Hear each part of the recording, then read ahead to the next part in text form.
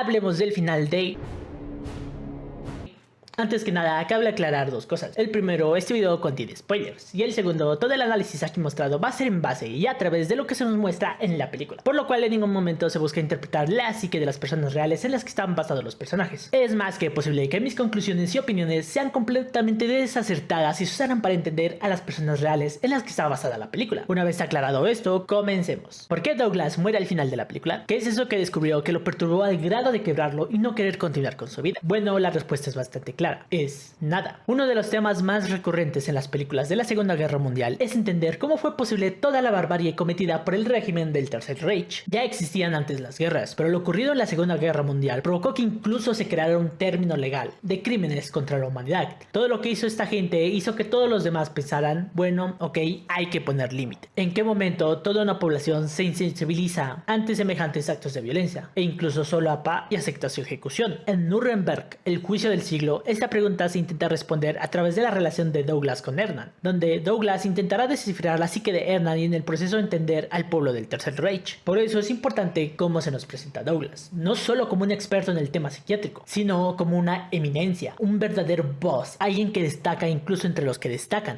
En un inicio Douglas se nos muestra bastante confiado y seguro de sí mismo, y al descubrir por qué el ejército solicitó sus servicios ve la oportunidad de oro de quedar plasmado ante la historia y acepta el trabajo encantado, haciendo gala de sus conocimientos. Da un diagnóstico inicial bastante acertado con Hernán, creando una ilusión tanto para el espectador como para él sobre que él tiene el control de la situación. Su primer diagnóstico es que Hernán es un simple narcisista, algo desconfiado de sus enemigos y temeroso por la situación en la que se encuentra. Al poco tiempo no tarda en ganarse la empatía y confianza de Hernán, haciendo que se abra con él para platicar todos esos temas íntimos que le afligen. Pero como una vez dijo un hombre sabio, si miras al abismo, él te regresará la mirada. Douglas inicia a desarrollar bastante empatía hacia Hernán, viéndolo como un solo hombre más, que si bien fue en su mejor momento alguien bastante influyente y poderoso, en esencia solo era una persona como los demás, alguien con familia, con miedos y dudas, que la única razón por la que se encontraba ahí era porque había perdido la guerra, pero en cualquier persona podría haber estado en su lugar, incluso nosotros. Aquí hago un paréntesis para hablar sobre la empatía. La empatía es una habilidad que desarrollamos para aumentar nuestras posibilidades de supervivencia al facilitar la convivencia en grupo. Se podría decir que es algo medianamente natural entre nosotros. Más sin embargo, uno de los grandes peligros que tiene la empatía es terminar sintiendo empatía por alguien que no. El psicólogo Paul Bloom, autor del libro Contra la Empatía, ha escrito extensamente sobre cómo la empatía es un foco de luz muy estrecho. Cuando nos enfocamos de forma empática en la historia individual de una persona, un criminal que te cuenta mucho lo que ha sufrido un niño, la empatía nos obliga a conectar con el dolor presente. El riesgo científico aquí es que la empatía apaga el pensamiento estadístico y el juicio moral abstracto. Al conectar con el criminal que tienes enfrente, tu cerebro borra temporalmente las caras de las víctimas abstractas que no están en la habitación. Sientes empatía por lo que ves, más no por el que sufrió. Y adivina quién sufre esto. Efectivamente, Douglas. En la película todo parece indicar que Herman provoca esto de manera intencional para ganarse la empatía y el favor de Douglas. Y no es hasta que en los juicios se muestran las imágenes de las barbaries que cometió la nación del Tercer Reich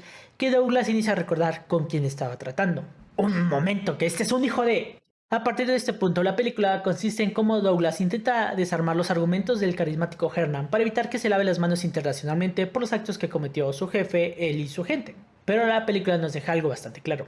Hernán sabía que lo que estaba haciendo no era algo normal, ni bueno, por así decirlo en palabras simples. Por eso el sujeto intenta desesperadamente hacer creer que él jamás supo de esos actos y que se trataban de casos aislados. Pero esto sigue sin responder la primera pregunta. ¿Por qué Douglas al final acabó luego con su vida? ¿Acaso las conversaciones con Hernán lo perturbaron tanto o fue el hecho de que alguien se pueda lavar tan fácilmente la conciencia? No exactamente. Recordemos que la medicina psiquiátrica sigue siendo un bebé. A pesar de los años de estudio y avances científicos, se trata de un bebé que apenas está dando sus primeros pasos. Hay cientos de cosas que al día de hoy seguimos sin entender, tanto sobre la psique como el comportamiento humano. Ahora imagínense en 1945, hace 81 años, la cosa estaba incluso más verde. La gente no tenía idea de todo lo que había hecho el Partido Nacionalista Obrero Alemán. Solo se conocían rumores y cuando esos rumores iniciaron a llegar a oídos de la gente, la opinión pública general era que se trataba de un pueblo aislado, distinto, como si estuviéramos tratando con bárbaros, con caníbales, gente distinta a otras personas, una nación ajena a la moral mundial, un pueblo lleno de gente rara. Pero lo que Douglas descubrió fue mucho más perturbador.